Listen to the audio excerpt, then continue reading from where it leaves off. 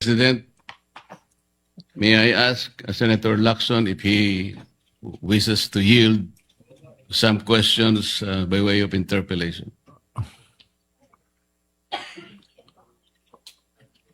Senator Lacson, I'll say it again, Mr. President. Until the partial committee report is submitted or filed with the Bills and Index Division, and until after I have sponsored the partial committee report, I'm not yielding the floor. Mr. President, that is very highly unusual. Why would Senator Lacson make a precondition that the partial report should be signed by at least a majority of its members before he can yield may, the interpellation? yes. May I place on record that it is the prerogative of any member of the Senate to yield or not yield. As a matter of fact, in my many years here, Senator Miriam Defensor Santiago, and I'm sure Senator De Estrada is well aware of this, who was with me. Senator Miriam Defensor Santiago, every time she delivers a privileged speech, does not entertain any interpellation. Yes, And Mr. it is President, her- but it is her prerogative. this is different. And then, Because if as I said, it is the prerogative of Senator Santiago, and it is likewise the prerogative of Senator Lacson, because he wants that, as he mentioned, he wanted that his partial committee report be reported out and sponsored before he can answer any questions to that effect. Mr. President, if Senator Lacson would just say that he doesn't want to be interpellated, that will be okay with me. But he should not make a precondition that his unwillingness is conditioned upon whether or not the partial report should be signed by the majority. This is very unusual, Mr. President. Yes, we respect your opinion. And because he doesn't want to be interpellated, may I just be given the opportunity to make manifestation because my name was mentioned. Of by course, Senator Lacson. of course you may. Go Thank ahead. you, Mr. President. Mr. President, I cannot speak for our colleagues why they hesitate or even refuse to sign the partial report he allegedly disseminated to the members. But as for myself, Mr. President, I cannot sign a partial report. A partial report is basically unfinished. An unfinished report cannot be assumed to have contained the final and collective judgment of all the members. This is very basic, Mr. President. Secondly, I did not heed my reasons why I cannot sign the partial report. I delivered a privileged speech some time ago, Mr. President, outlining the reasons, therefore. Number one, I was expecting the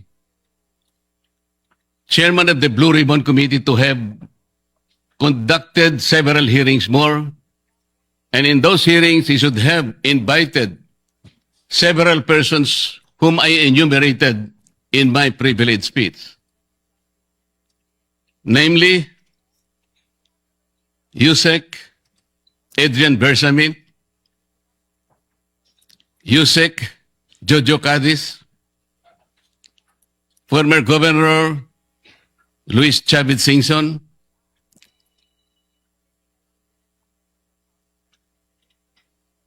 former Speaker Martin Romualdez, former Congressman Saldico by way of an apostilled sworn statement, because this is very, very possible.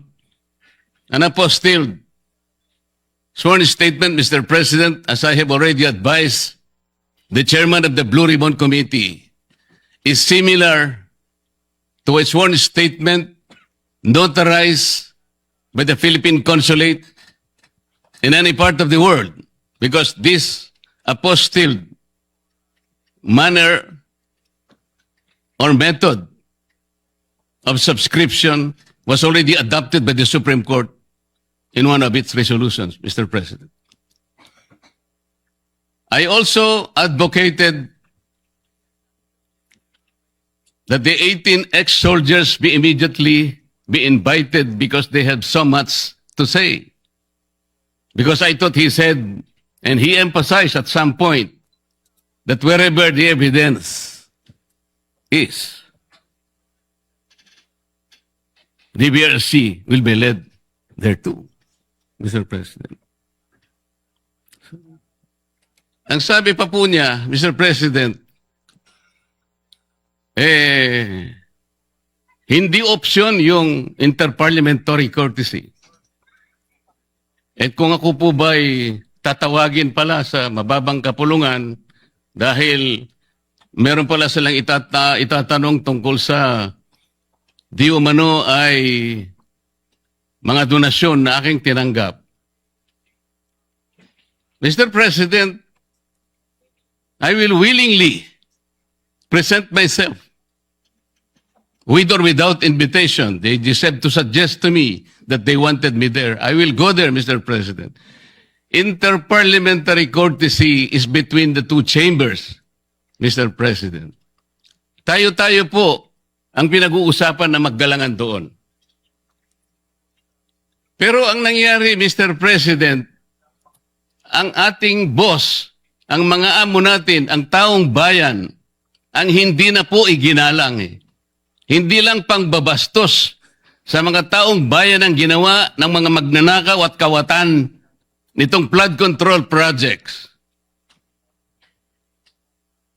Igagalang pa ba natin, Mr. President, ang mga tinutungo ng ebidensya na sangkot ang mga taong gusto nating ipatawag in this chamber? Gagamitin pa po bang isang dahilan na kailangan nating maggalangan kung sila mismo ay hindi na iginalang ang taong bayan na ngayon ay halos nagdurusa na? Tama po, sinabi niya kanina, Mr. President, talagang mainit ang panahon. Ang heat index ay talagang sumadsad na talaga sa pinakamainit na bahagi. Ngunit ang lalong nagpapainit nito, Mr. President, ay yung kawalan ng political will na ipagpatuloy ang pagdinig. Kahit na lantaran na nandun na talaga yung mga ebidensya. Bakit po hindi tayo tumawag ng pagdinig, Mr. President? Inimbita si Governor Luis Chavez Singson.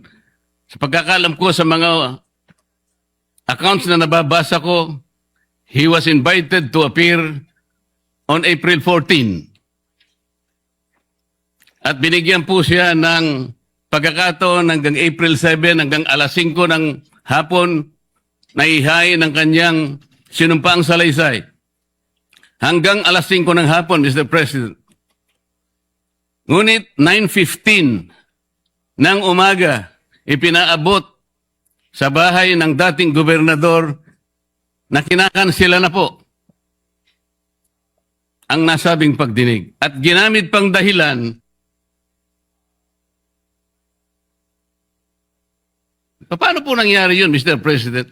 Binigyan siya hanggang alas 5 ng Abril 7 na isubmit. Sa pagkakaalam ko po, nandun na siya sa Maynila at nanananghali. Pagkatapos nun, itutuloy siya sa opisina ni Senator Lacson para ihain yung sworn statement na kanyang inihanda. Bakit po kinakailangang dumating pa si Saldico? Inihintay siguro ni Saldico, Mr. President, ideklara lang ng chairman ng Blue Ribbon Committee, i-apostil mo lang yan kahit nasaan ka sa anumang bansa ka sa Europe, tatanggapin ng committee yan. At pagkatapos hahayaan ka namin sa pamagitan ng Zoom ay pumayag ka at iimbitehan ka namin para sa isang special na pagdinig kung yan ang gusto mo. Yun lang siguro gusto niyang marinig. Bakit ikukondisyon pa natin ang pagdating niya rito, Mr. President, kung yung apostle sworn statement is sufficient enough for him to do just that? Ano po ba tayo rito? Nagtatakip po ba talaga tayo? Mr. President, kayo po ay maaring makapagtestigo sa sasabihin ko. Nung isang araw po, pinuntahan ko kayo sa inyong opisina at may binanggit po akong isang bagay na maaring makatulong sa atin kung paano kilalanin si Senator Lacson. Binanggit ko po sa inyo, Mr. President, ng buong katapatan nung ako'y wala pa po sa Kongreso, wala pa po sa public service. Nakilala ko po si Senator Lacson bilang chief ng PNP. Nabanggit ko po sa inyo, Mr. President, sa ating pag-uusap sa inyong opisina. Mula noon, nung makita ko siya,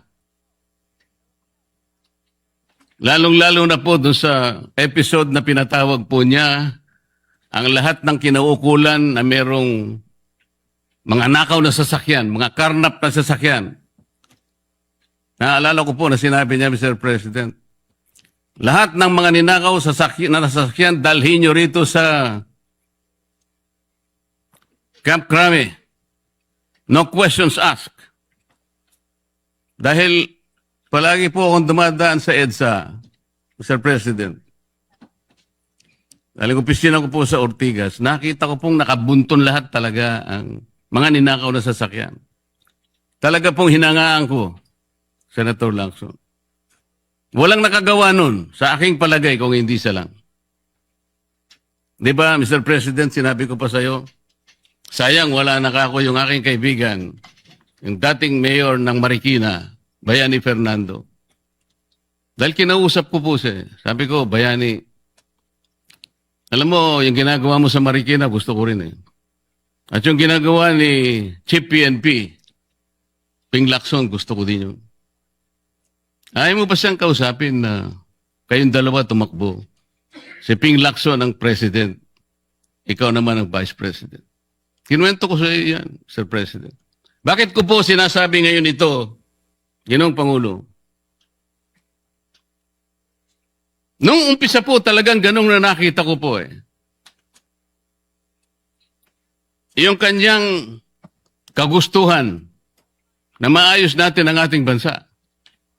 Yung sinasabi niyang track record, maring nung umpisa nandun po yun eh. Hindi ko ikukwento ito kung hindi talagang hinangaan ko siya. Noon. Pero bakit ngayon po ay nagkaiba, Mr. President? Parang yung pedestal na aking hinangaan, yung alamat na nandoon, unti-unting gumuho. Nalulungkot po ako at nangyari yun, Mr. President. Ang sabi ko pa nga eh, hindi ba tayo dapat maglaban-laban dito eh? Ang kapakanan ng mamamayan ng ating bansa, ang importante rito po eh. Yung direksyon natin. Bakit kailangan akong palaging pinapasaringan? Hindi naman po ang aking kagustuhan eh. Kung sino yung dapat na sumikat o sino yung dapat magpasikat, hindi po yun eh. Isa lang po ang sikat dito, Mr. President. Ang taong bayan na pinagsisilbihan nating lahat. Doon po natin ituon ang lahat ng ating makakaya, ang lahat ng ating energy. Malampasan sana natin ang problemang ito. Ngunit, yung hindi po pagganap sa tungkulin. Yun po yung hinahanap ng tao, Mr. President. Napakainit na po ng panahon talaga. Pinapag-iinit pa ng paghihintay nang hindi malaman hanggang kailan maghihintay ang taong bayan. Ano po ba ang dahilan kung bakit nagkaroon siya ng privilege speech ngayong hapon? Para saan? Para saan? Hindi po ba mas maganda na kumpletuhin natin yung report? Hindi partial. Ano yun? Partial final? O partial provisional? Paano ko po malalaman, Mr. President, kung hindi po ibinigay yung hard copy? Pipilitin akong basahin na nandun lamang sa online. Binigyan lamang kami ng isang file para doon kuhanin namin kami mag-print. Paano ko ba ikukumpara po yung ipinrint ko? Hindi ko naman alam kung sinong gumawa nun dahil wala nga pong pirma yun eh. Doon lang sa paraan na yun eh, nagkakaroon na po ng agam-agam eh. Pagkatapos ayaw pa nilang mag-interpolate. Nasa sa kanya po yun, Mr. President. Pero ako po, ang tanging hangarin ko lamang, ayusin natin lahat ito. Sabi nga po niya, hindi makakalimutan ng taong ito at talaga naman pong hindi malilimutan sapagkat ito na po yata ang pinakamalawak na nakawan sa kasaysayan ng ating bansa. Salamat po, Mr. President.